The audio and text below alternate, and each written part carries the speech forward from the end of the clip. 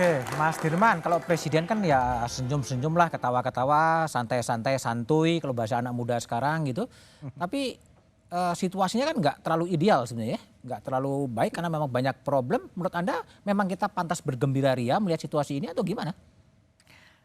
Bukan hanya tidak ideal, tapi menurut saya itu makin buruk Makin buruk dari sisi tata nilai gitu. Tadi kan disebut soal zaman edan. zaman edan. Walaupun diingatkan ya semujur-mujurnya orang gila itu kalau ikut edan itu lebih mujur orang yang selalu ingat. Eling lan waspada. Saya teringat pada statementnya Pak Pransede almarhum. Beliau mengatakan seorang menteri itu punya 3 peran. Satu, sebagai pembantu presiden. Yang kedua sebagai pemimpin sektor. Yang ketiga kata beliau adalah tokoh masyarakat. Beliau uraikan tokoh masyarakat maknanya apa? Maknanya seluruh tindakan, ucapannya itu ya menjadi referensi. Jadi tidak boleh sembarangan. Nah, dalam hal ini adalah unsur keteladanan yang makin hari makin tipis gitu. Nah, kita khawatir karena orang paling atas itu dimanapun berada, kan menjadi referensi dari seluruh perilaku yang di bawahnya gitu. Kalau yang di atas itu terus-menerus menurunkan standar tadi, standar etik, standar perilaku. Saya khawatir bangsa ini makin hari makin tertinggal karena tidak ada bangsa maju yang meninggalkan etik. Tidak ada bangsa maju yang korup. Tidak ada bangsa maju yang terus-menerus menggergaji fondasi dari aturan-aturannya. Jadi kelihatannya memang kita harus terus mengingatkan hal ini, walaupun kita ikut bermain dalam politik praktis, tapi tidak boleh melupakan kita mesti kembali kepada norma tadi gitu. Oke, baik.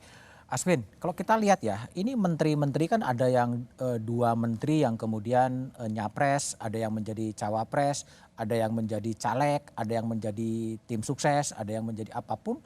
Ini kemudian situasi pemerintahan akan jadi seperti apa ini? Ya, persis di situ Mas. Jadi kalau kita lihat kan aturannya mengatakan ada ketentuan mereka bisa cuti di sini, tapi kemudian atau cuti sesuai dengan kebutuhan. Artinya kalau kebutuhannya sepanjang masa pemilu boleh dong, kalau kita pakai legalistik tadi pikirannya. Nah kan pertanyaannya sebetulnya tadi begini, apakah kita sesombong itu ya mereka yang ikut pemilu ini menganggap dari 200 berapa puluh juta orang ini atau yang sudah dewasa lebih sedikit tidak ada yang sanggup menggantikan saya untuk menjadi wali kota. Apakah kita sesombong itu untuk mengatakan tidak ada orang yang lebih baik dari saya atau sama baiknya yang bisa menggantikan posisi saya sebagai menteri. Kok kita bisa berpikir begitu ya? Saya bergidik nih mikirin kalau saya berada pada posisi seperti itu semoga jangan gitu ya. Artinya kan kita sebetulnya harusnya memberikan kesempatan kepada orang lain dan tidak mencerminkan sepertinya kita nih rakus. Karena begitu kita mundur, begitu nggak kepilih, kita kan nggak boleh balik lagi gitu. Ini kan kesan yang diberikan kepada rakyat, padahal rakyat Indonesia banyak sekali, nggak kurang yang pinter-pinter. Oke, baik Kang Aceh. Ini kalau gambarannya Asfi, apakah ini tidak mengarah kepada semacam lame duck government sebetulnya? Ketika menterinya sibuk sendiri-sendiri, ada yang mencalonkan presiden, menjadi caleg, jadi tim sukses? Iya, saya kira ya kalau saya tidak mau mengomentari pasangan lain dalam konteks ini ya. Kalau di kami di pasangan nomor 2 jelas bahwa kesempatan yang diberikan oleh negara kepada Pak Prabowo ya harus dimanfaatkan dengan bagaimana melayani masyarakat dengan tugas sebagai Menteri Pertahanan. Soal pemenangan kita sendiri ada tim, ada partai politik, ada TKN, ada relawan yang nanti dia biar bekerja. Ya. Nah demikian juga dengan Mas Gibran, kita punya momen penting untuk menunjukkan kredibilitas bangsa kita dalam konteks Piala Dunia. Itu harus dipersiapkan dengan sebaik-baiknya gitu.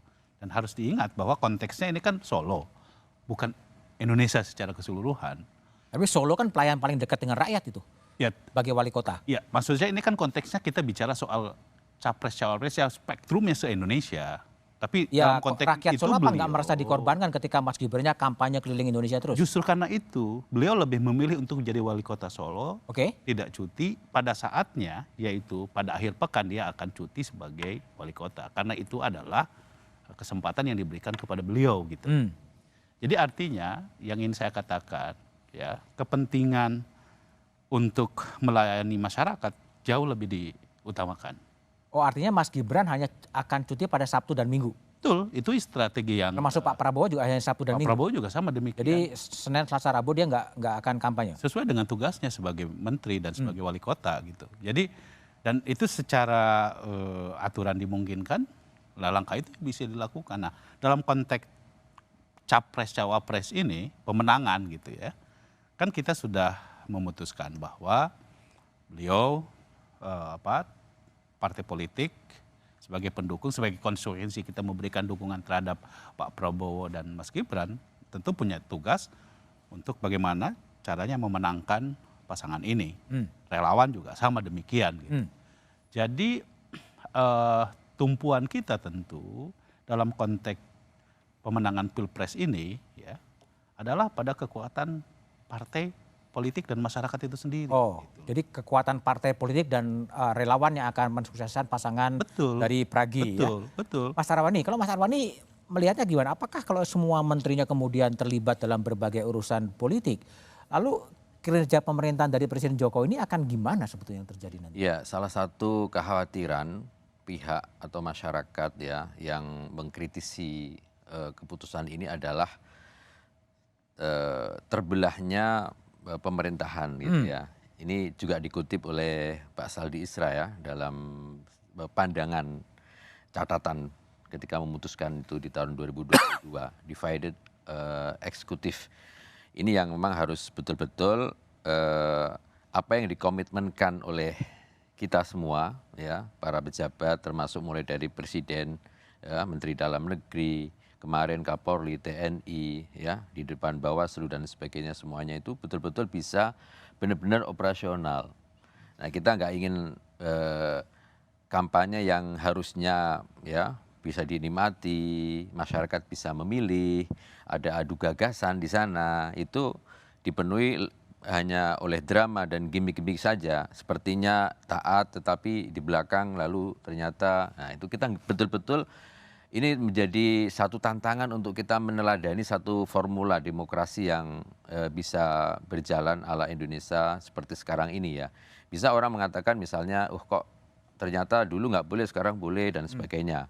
Oke lah, tetapi di satu keputusan tertentu pasti ada hikmahnya, ada satu tantangannya untuk satu kebaikan demokrasi, untuk satu kebaikan bagaimana kita memilih pemimpin ke depan. Apa itu? Salah satunya adalah konsistensi antara pernyataan, komitmen dengan tindakan di lapangan. Sekarang konsisten. Ya, mari kita sama-sama awasi, kita sama-sama rakyat juga punya hak untuk itu, tidak hanya ada di Bawaslu, DKPP, ya, KPU, aparat dan sebagainya. Rakyat harus saya kira punya posisi yang cerdas untuk memilih, untuk menentukan itu.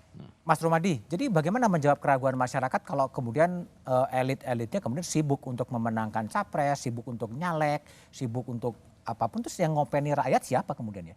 Ya, birokrasi negara ini itu sudah tertata sedemikian rupa, Mas. Oh, jadi birokrasi ya? Mesin birokrasi ini sudah tertata sedemikian rupa, masing-masing punya tugas dan fungsinya. Kemudian pembagian fungsi ini sudah berjalan sedemikian rupa. Jadi saya yakin menteri juga ngerti apa yang harus dilakukan oleh menteri, tugas-tugasnya apa, termasuk ketika beliau mengambil cuti misalnya, hal-hal yang perlu dipersiapkan apa, saya yakin menteri-menteri yang memang harus mengambil cuti itu sudah tahu apa. Jadi artinya tidak perlu khawatir lah ya bahwa pemerintah tidak perlu terlalu khawatir. Bahkan kami di kantor staf presiden diberikan arahan oleh pimpinan bahwa justru pada saat-saat seperti ini kantor staf presiden harus mengontrol secara lebih detail terhadap persoalan-persoalan yang memang menjadi tugas dan fungsinya menteri-menteri, terutama menteri yang mengambil cuti pada masa-masa kampanye. Jadi meskipun di staf presiden juga ada 8 orang yang juga ikut dari tim sukses ya? Ada yang tim sukses, ada yang caleg dan lain sebagainya. Gitu. Jadi itu yang memang di ketiga calon presiden, wakil presiden ada semua, dan itu mengambil pilihannya masing-masing sesuai dengan standar aturan, termasuk standar etik pribadi-pribadi yang ada di situ. Oke, baik.